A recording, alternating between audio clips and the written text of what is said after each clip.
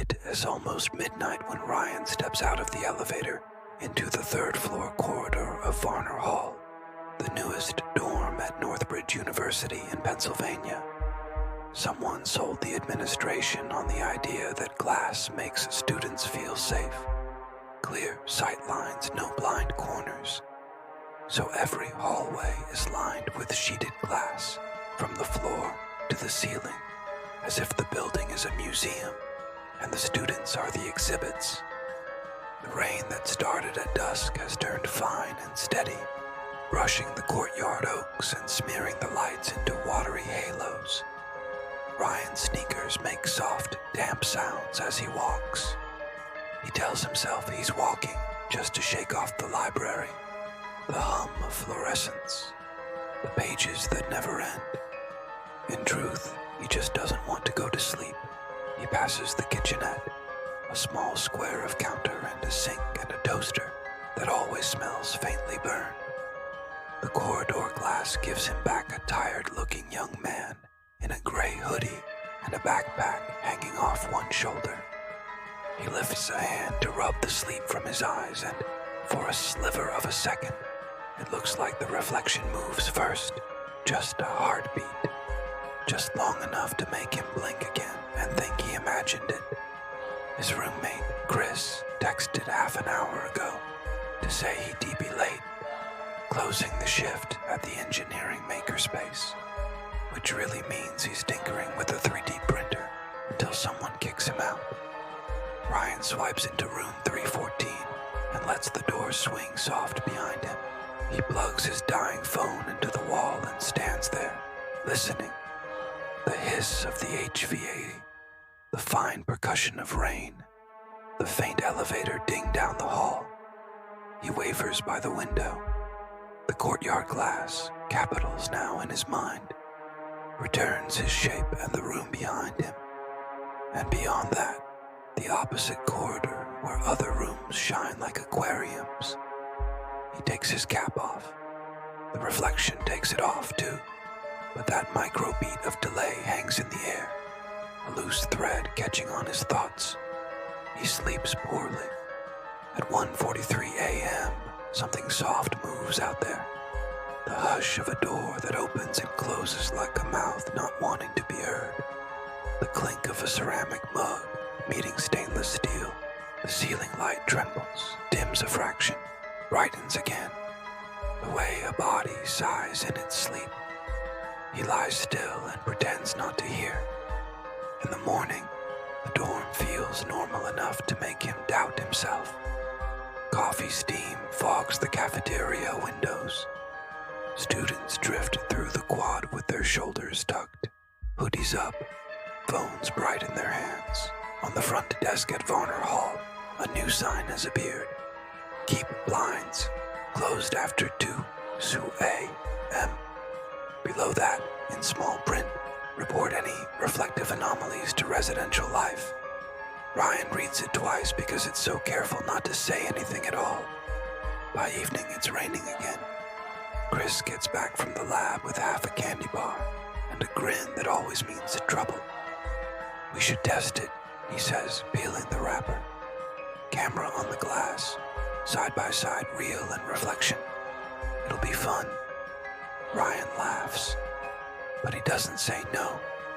Fun is not the word he would choose, but there's something about writing it down, turning the feeling into evidence that settles his stomach.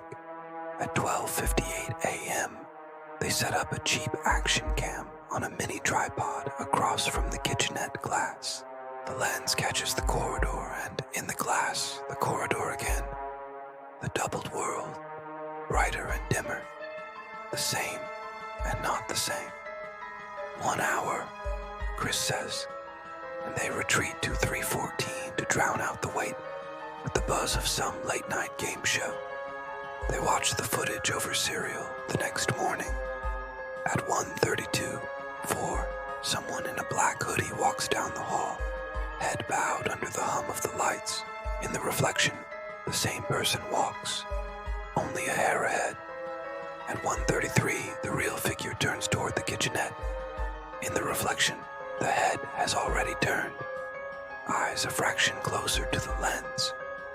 It is a flicker, no more than the skip on an old CD, but seeing it makes the skin along Ryan S. forearms tighten.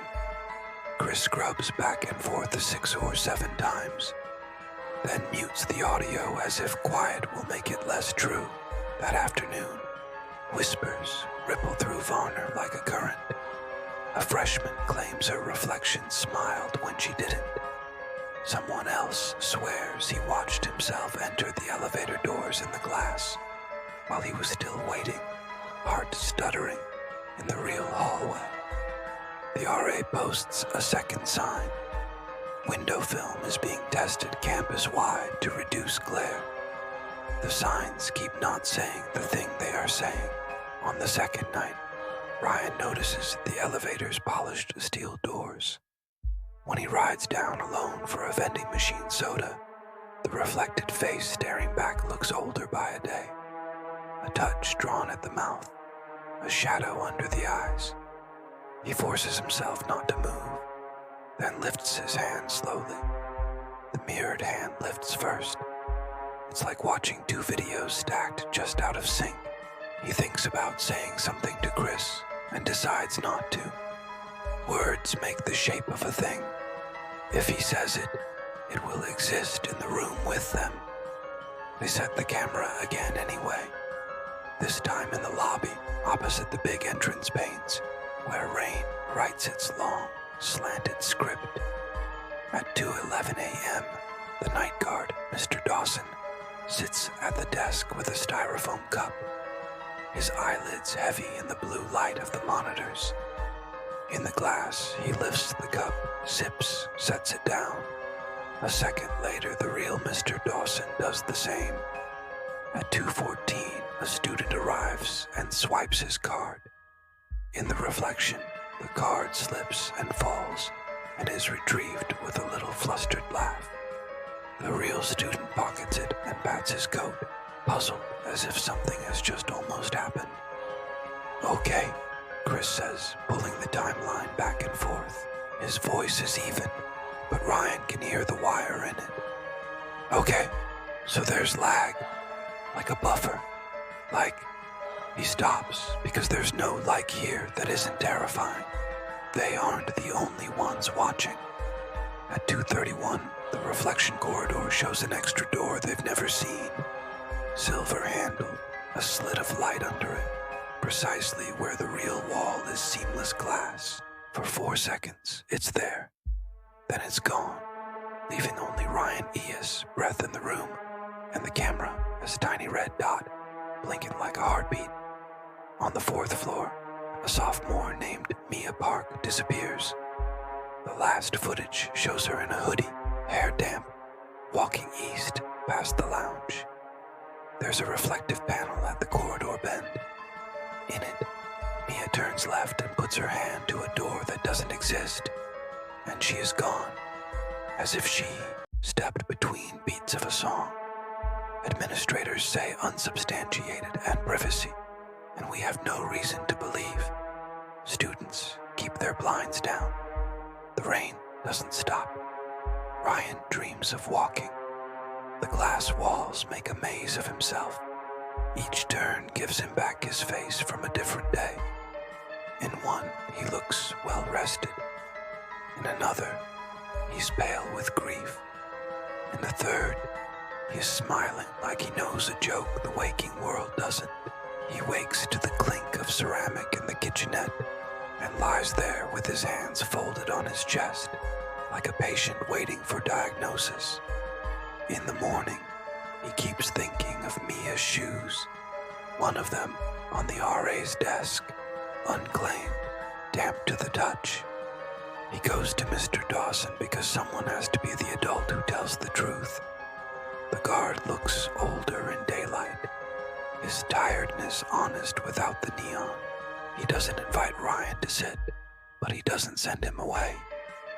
"You see it too," Ryan says, and Mr. Dawson glances at the lobby glass, the way a person might glance at a river that has taken someone they knew. "I've worked nights a long time," the guard says.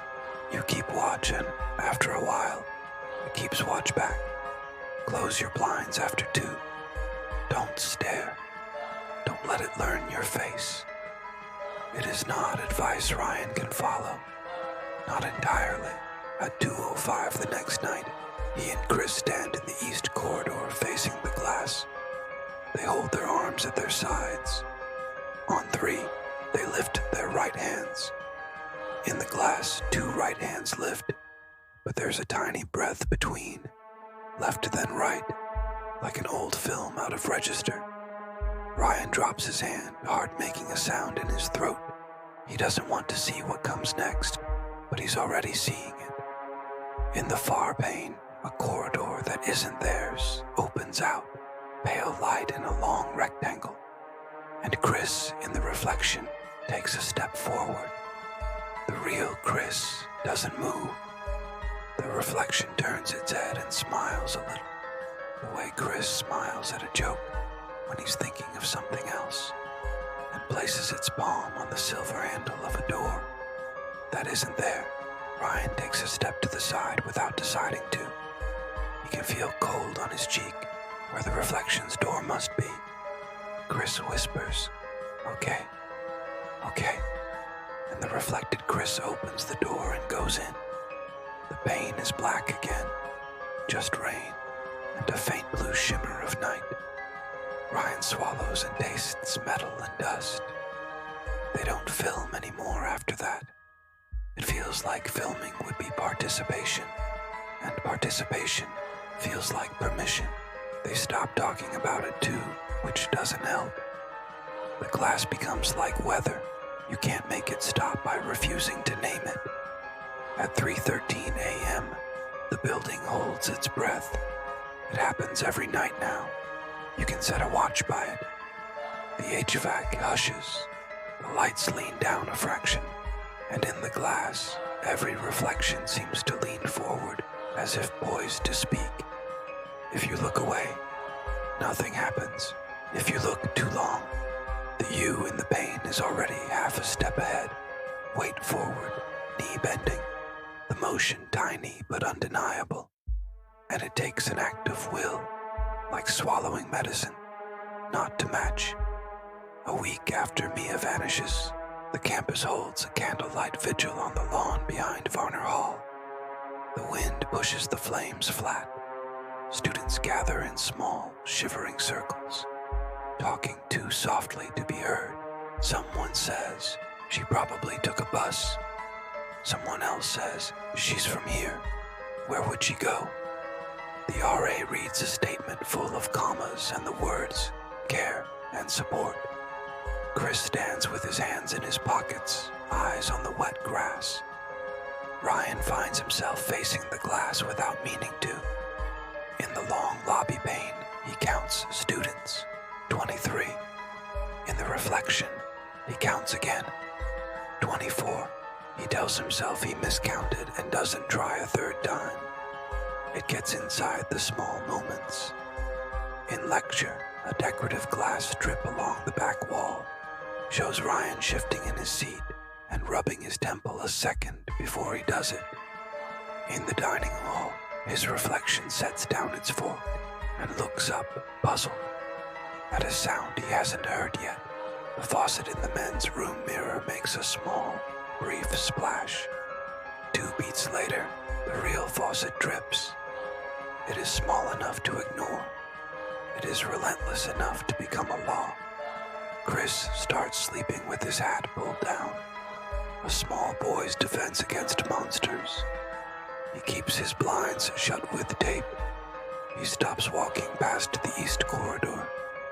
None of it saves him from the dream in which he stands at that impossible door, hand lifted to knock, not because he wants to, but because someone, somewhere, already did, and the motion has to complete. He wakes at 3:13 every night, mouth dry, a single word stuck behind his teeth, like grit.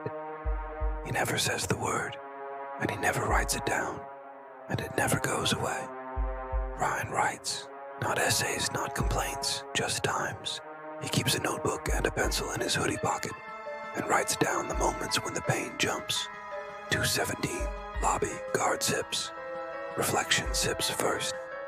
224, elevator doors. Someone laughs in the pane.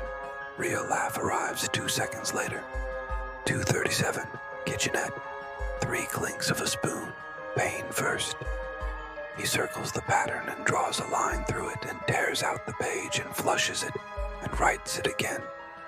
Naming it doesn't fix it. Refusing to name it doesn't either. The administration adds another sign. Report reflective anomalies to campus safety. The blinds stay down.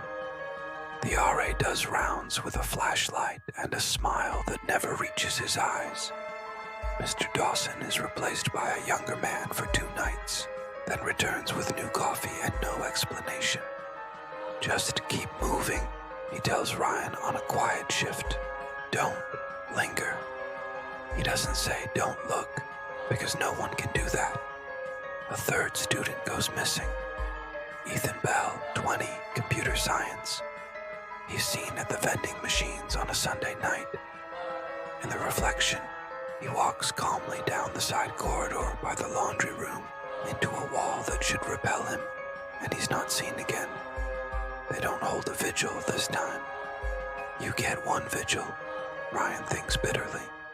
And after that, you get emails. The subject line is community safety update, and the body says words like rumors and misinformation and vigilance. The building adapts. The glass sheens a little darker at night, like old ice. In the narrow strip between pane and ceiling, a thread of static hangs that you can only see if you stop and angle your head and look along it the way you would look along a fishing line. People stop doing that. The kitchenette plate rack makes little chiming sounds at odd hours, as if invisible fingers are tapping inventory. In room 314, the window returns Ryan's room, and beyond that, the opposite corridor. And sometimes, if he stands there long enough, the opposite corridor returns an angle it shouldn't have, an extra little jog to the left, and he's looking into a hall that isn't theirs at all. He tells himself it's a trick of glass. He tells himself a lot of things. One night he stands there and writes a single word on a sticky note and presses it to the pane.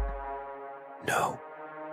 The reflection presses its own note a fraction sooner. He breathes out through his nose like a boxer and holds his ground. The pane breathes in.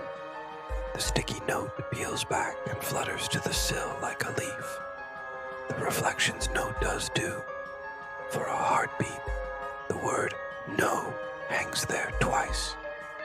He picks up his note and sticks it to the wall and wakes in the morning to find it gone, and the reflection of it where it always was.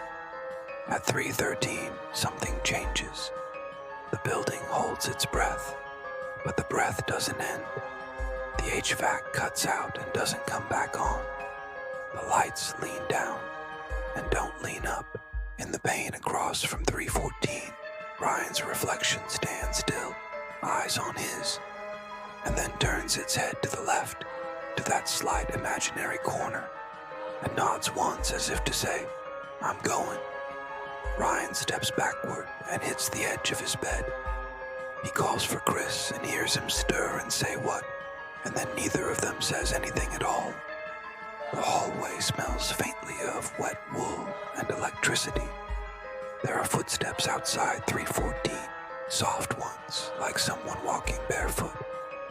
Ryan moves to the door, stops himself, and moves to the window instead. In the reflection corridor, the other corridor, someone stands with their back to him, hoodie up, shoulders tense. For a moment he thinks it's him. Then the someone turns, and it's a girl with dark hair and a ponytail, and he thinks, Mia, and the thought is so loud, he feels stupid for thinking it like a child calling for a magician to prove a trick. The girl lifts her hand and presses her palm to the invisible seam where the non-existent door would be. She looks tired. She looks like she could cry if she let herself. He presses his palm to the real glass because he doesn't know what else to do. The pane is cold.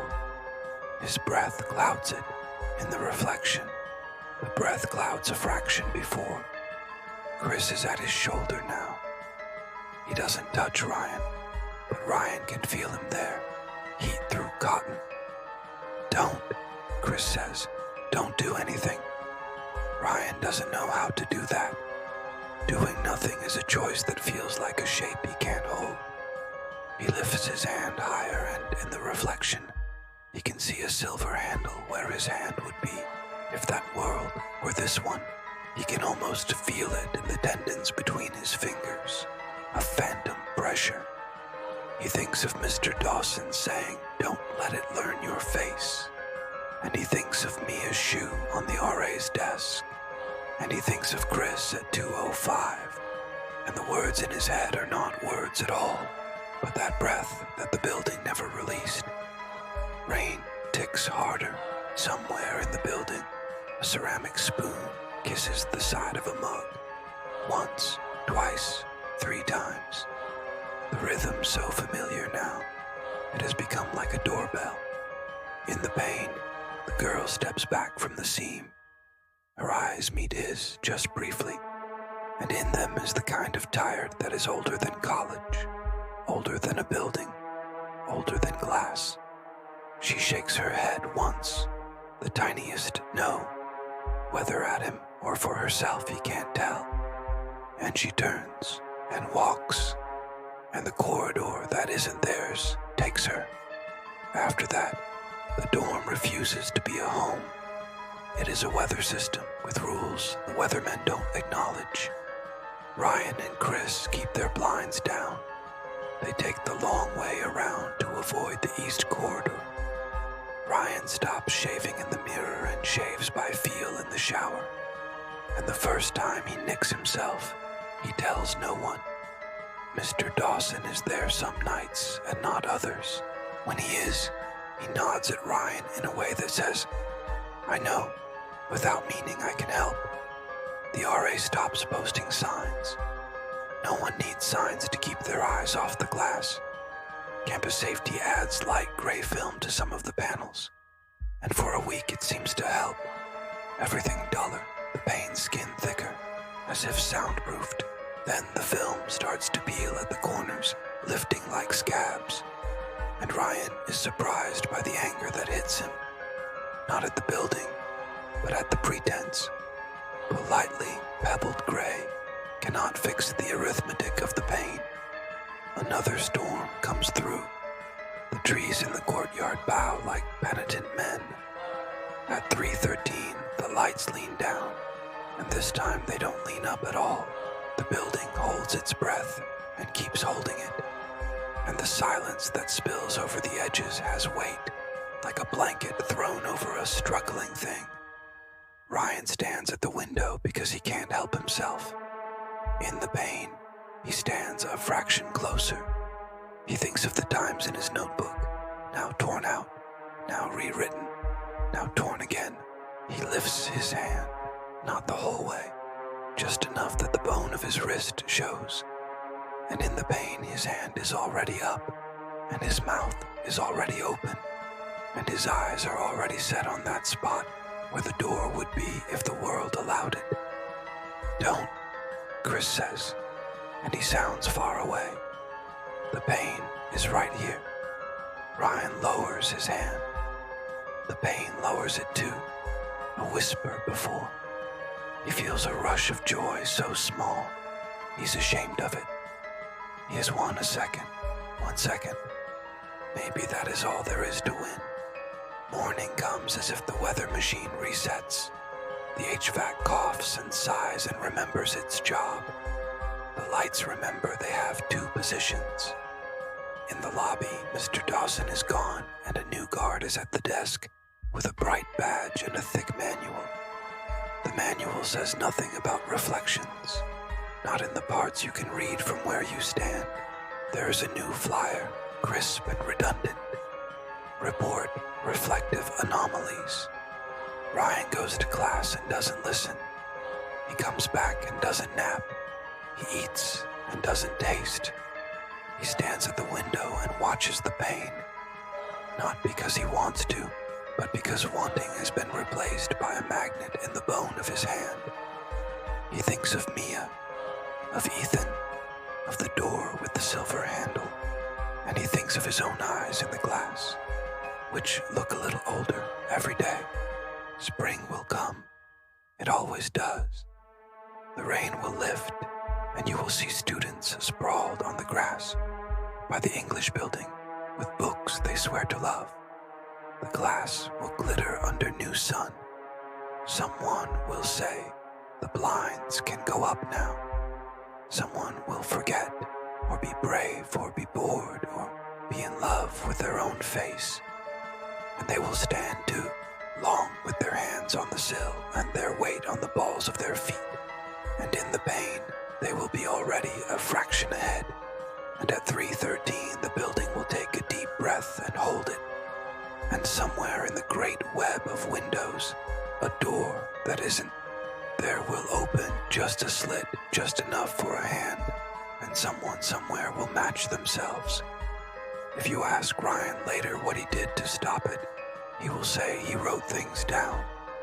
He will say he kept the blinds shut, and mostly he did, except for the night in late April, when the heat kicked on by mistake, and the room grew close enough that he cracked them with 2 fingers to let the air move.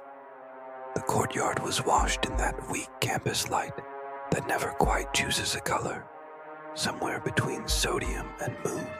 The pain gave him his room, and then the opposite hall, and then it gave him a third thing that wasn't strictly there. A sliver of corridor where no corridor existed, showing the back of a figure in a varsity jacket he couldn't place. He watched until his eyes watered and the sliver closed like a mouth. In the morning, a facilities email announced scheduled class maintenance for Varner Hall. Adhesive remediation, optical calibration. It sounded like eyewear for a building. The crew showed up in orange vests and white gloves and spoke about delamination and ghosting. And when Ryan asked one of them whether ghosting meant what he thought it meant, the man laughed too loudly and wheeled his cart away. By evening, every pane wore a temporary paper skin that fluttered at the edges when the vents came on, and for a few hours, the dorm felt blind and ordinary. At 3:13, the paper moved in a long, slow ripple, every taped seam trembling. Ryan held his breath anyway, because the body learns a ritual and refuses to unlearn it. When the ripple stopped, the paper lay flat against the glass like a held breath returned. Finals week laid its hand over campus. Sleep went thin and brittle. Ryan ate whatever didn't require a plate. Chris wore a hoodie like a habit and spoke less and typed more, and started a folder on his laptop called Mirrors, and then renamed it M, and then moved it into a nested directory called Taxes, as if hiding it from the machine would hide it from the pain.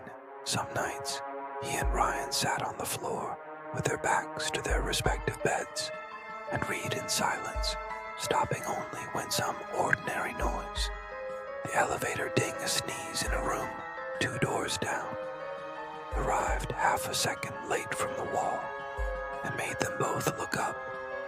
2 days before move-out, the paper skins came down floor by floor. On 3, the maintenance team peeled a sheet from the east corridor, and the glass beneath looked brand new. A lake at dawn. Students clapped, nervous, mean-spirited little applause. That night, Varner felt like the sales brochure again. Clean lines, bright angles, reflections that belonged to you. At 2:07, Ryan walked for the first time in weeks, without rehearsing the path in his head. He made 1 circuit past the kitchenette, past the study room where the whiteboard still said Exam 3 CH 68, past the lounge where 4 freshmen had fallen asleep in a heap of hoodies. He glanced once at the east corridor and kept going, and only on his second pass did he stop. There, centered at human height on the new clear pane, someone had breathed a circle in fog and drawn a vertical line through it with a fingertip. The fog faded as he watched, retreated to perfect transparency, and he saw his own face where it had been. He touched the pane, half expecting it to be warm where the breath had been. It was cold and drier than air should be. "Don't do that," Chris said behind him. The words came with his old laugh tucked into them, but the laugh didn't survive the hallway. "I didn't," Ryan said. "I just got here." The next day, the missing students' names came and went on the campus subreddit, pinned for an hour, unpinned, pinned again. MIA Park, Ethan Bell. A rumor joined them, a freshman on the second floor who hadn't packed out with her friends. A transfer who left 2 toothbrushes and a mug, and a note that said, "Back soon." Campus Safety posted a longer email that used ongoing investigation and no credible threat in the same paragraph. The RA taped up a "goodbye and good luck" banner printed with balloons, and the balloons' reflections lagged a beat behind their real colors in the lobby glass.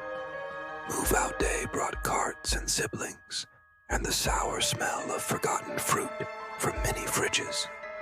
The building's noise disguised almost everything else. For the first time in months, Ryan felt like the human sound might drown the pain's thin arithmetic. It didn't.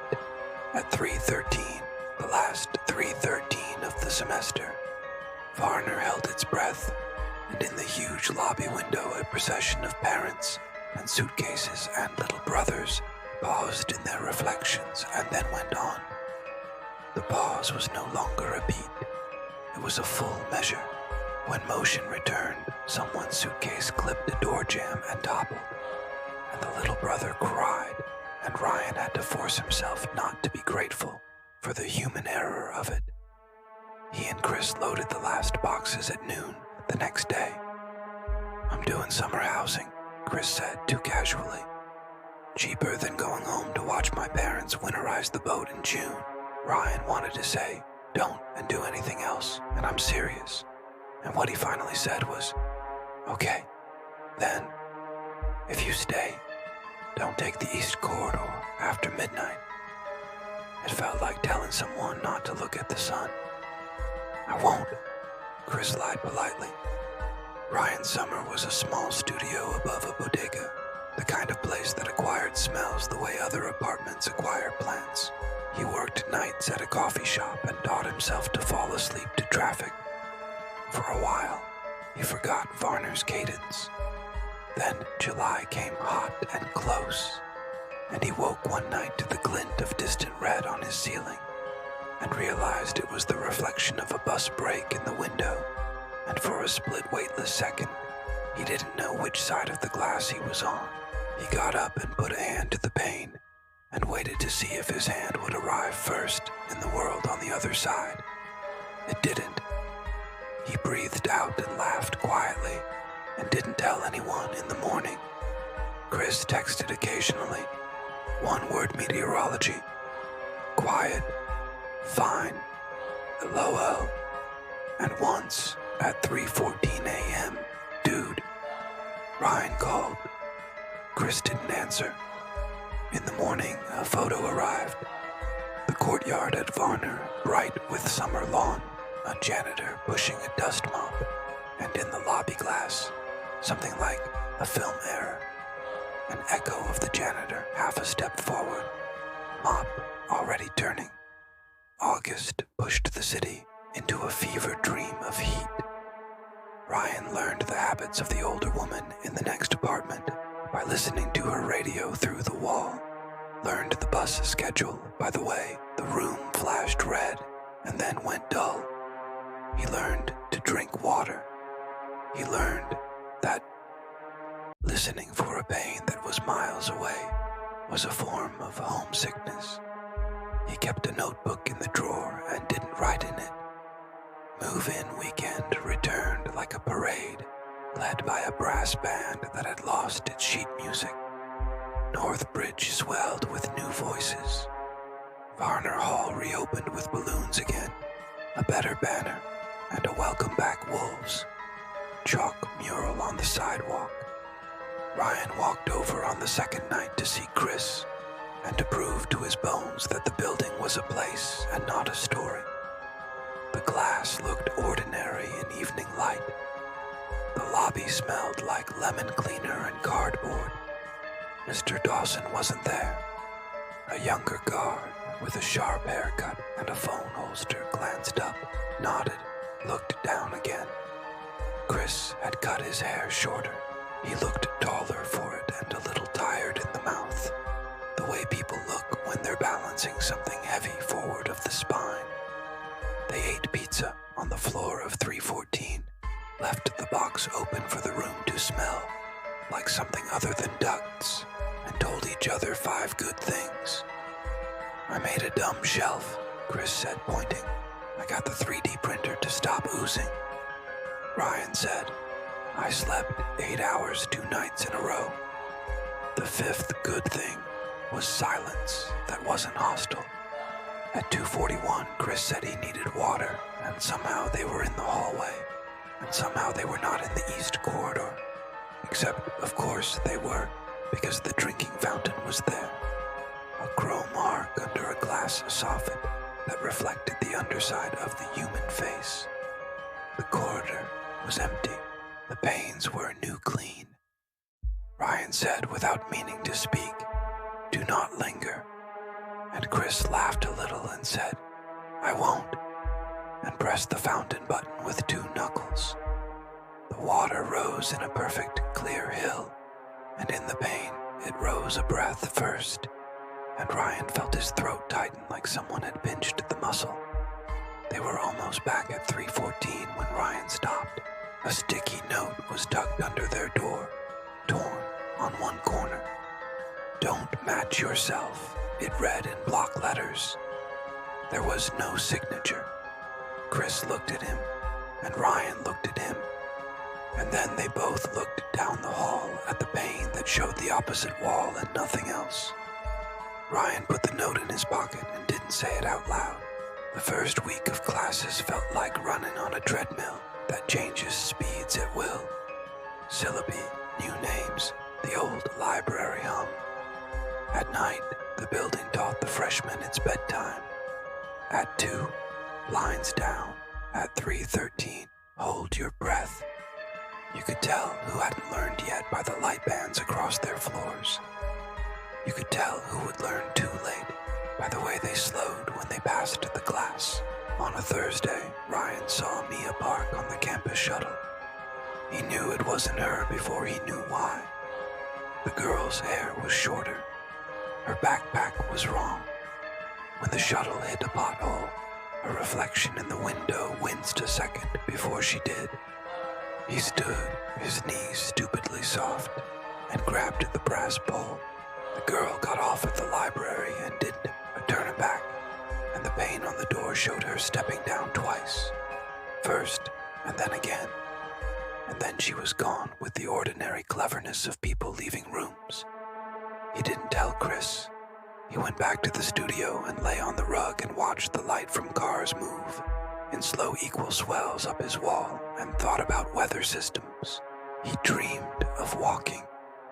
In the dream, he walked past the east corridor, and then past it again, and then past it again, as if he were devoured by a loop that had learned a taste. When he woke, his hand was against his window, and his breath had left a coin-sized fog on the pane, and there was a vertical line through it. September settled. Ryan turned 20. The building at night wore a smell of dust and the underside of wires. Mr. Dawson appeared once at the front desk and nodded a hello that had a second meaning in it, or maybe Ryan had learned to read meanings where none were. "You stayed," Ryan said. "I go where the chair is," Mr. Dawson said, and smiled the way a person does when that is a joke and a prayer. On the equinox, the university held a lantern walk through the quad, tea lights in paper bags, a line of warm dots against early dark. Students took photos. The photos showed a glowing river and the shapes along its edge. In one, posted to a campus story for 7 minutes and then deleted, the river in the glass of Varner Hall flowed a beat faster than the river in the grass. It looked like hurry. It looked like grief. Ryan watched it loop until it vanished. He tried once more to write it down. He sat at his little table and dated a page and began, 3:13 remains. The pain rehearses, the body wants to join. He wrote Mia and crossed it out and wrote Ethan and crossed it out and wrote nothing, and let the pencil roll to the table edge and catch there. He kept his hands open on the tabletop, palms up, as if to show they were empty. There was a fire drill at 1:20 a.m. on a Tuesday, the kind of planned chaos that makes you love everyone a little for being stupid in the same way at the same time. Pajamas, slippers, blankets. The building emptied into the courtyard. Steam poured from mouths. Someone had brought a terrarium. Someone had brought a violin. The lobby glass made a version of it all, synchronized enough to feel safe. Ryan stood with his elbows locked and counted reflexively. 23, 24, 25. In the pain, 24, 25, 26. He looked for the extra person, the exact miscount he would tell himself later, and saw only shapes packed close. The alarm cut. The crowd folded itself back into doors. The pain accepted them. Ryan went last. He felt his reflection. Shoulder brush his shoulder a fraction before the doorframe touched his sleeve. After lying in the dark in 3:14, he listened for the 3 ceramic clinks that came sometimes when nothing else moved, and a room wanted to remind you that it was a room. When they came, soft, almost shy, he felt gratitude flood him so hard it embarrassed him. Ordinary noises, human scores, he slept. He will say he kept the blinds shut, and mostly he will believe himself. He will say he stopped filming, and that will be true. He will say he never touched the glass again. That will not be true. One night, mid-October, the wind pressing its cold face to the windows, he will put his palm to the pane for the time it takes to know that the pane is colder than air and no smoother. His reflection will meet him with equal pressure half a breath before. He will take his hand away and stand there until the shape of it fades from the skin. On the first snow, the pain will make a softer world, edges blunted, light gathered into quiet bowls. The freshman on 2 will tape up paper snowflakes cut in frantic symmetrical bursts, and the pain will show them arriving a heartbeat before they are taped, and one of them, just one, will fall on the pain side first, and then on the air side. No one will see it fall both ways but Ryan, and he won't tell anyone, because his words belong to the world with oxygen and bruises, and the pain belongs to a grammar he hasn't learned. When winter break comes, the building will empty again, and Chris will stay again, and Ryan will go, and they will say, "Be safe and mean, stay here," and they will say, "Text me and mean, please remain on this side." In his studio, with the radiator clicking and the grocery store lights stuttering through the blinds, Ryan will wake at 3:13 and hold his breath because rituals keep their own time. He will not hear ceramic. He will hear a bus braking. He will put his hand flat to his own window and count 1, 2, 3, and on 3 he will breathe out and listen to the sound of air re-entering a body. And he will not come back to Varner in the spring, except in the way a person returns to a place in their feet. He will skirt the long side of the quad. He will walk on the grass to avoid the lobby. He will look at the ground and then at the sky, and then at anything but the pain. And one day, in April, when the oaks release their yellow dust and the air is a little cruel with it, he will pass close enough that the pain will give him his face half a second too soon, and he will look away before it can get the rest of him right, and he will keep walking, and the building will draw its breath at 3:13 without him, and somewhere 3 soft clinks will counter time he is not keeping anymore.